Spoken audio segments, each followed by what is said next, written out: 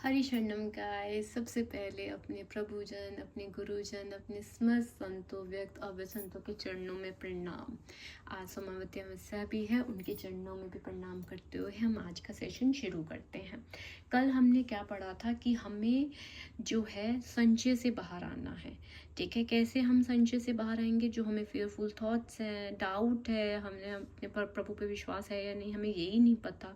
तो हमें भगवत गीता जी ने कल क्या कहा कि श्रद्धा रखो, समर्पण करो और एक्शन लो। श्रद्धा रखो, समर्पण करो और एक्शन लो, कर्म करो, पर उसके रिजल्ट को भगवान पर छोड़ दो।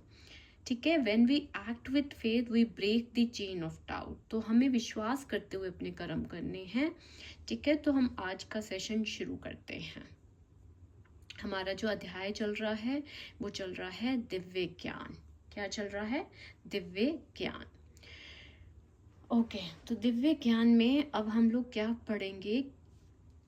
भगवत गीता देखिए यहाँ पे क्या कह रही है कि हमें ऐसे गुरु को पूर्ण समर्पण करके ही स्वीकार करना चाहिए। अहंकार रहित होकर दास की भांति गुरु की सेवा करनी चाहिए।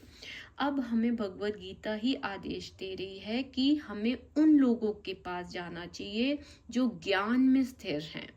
विनम्रता से उनकी सेवा करो, प्रश्न पूछो और श्रद्धा रखो, वे तुम्हें ज्ञान देंगे। तो ऐसे कौन है? वो गुरु हैं आपके।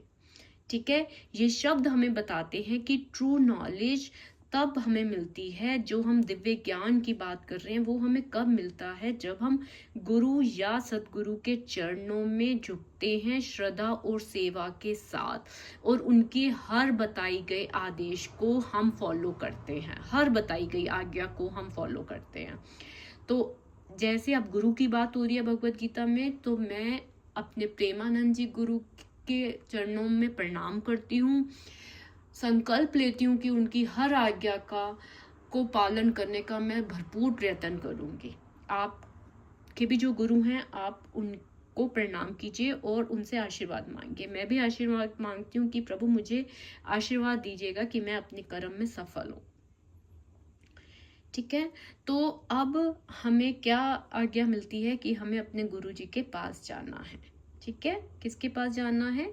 गुरु जी के पास जाना है। जब भी हमें ओसीडी इंट्रूसिव थॉट्स आते हैं, ठीक है, हमारा माइंड क्या हो जाता है? अंधकार से भर जाता है, कंफ्यूजन, गिल्ट, डर होता है। ठीक है, लेकिन हमें ज्ञान योग क्या कहते हैं? हमें ज्ञान योग, दिव्य ज्ञान, भगवद गीता ये कहती है कि इग्नोरेंस इज डार्कनेस और जो ट्रू अंडरस्टैंडिंग है वो लाइट है। इग्नोरेंस इज डार्कनेस, जैसे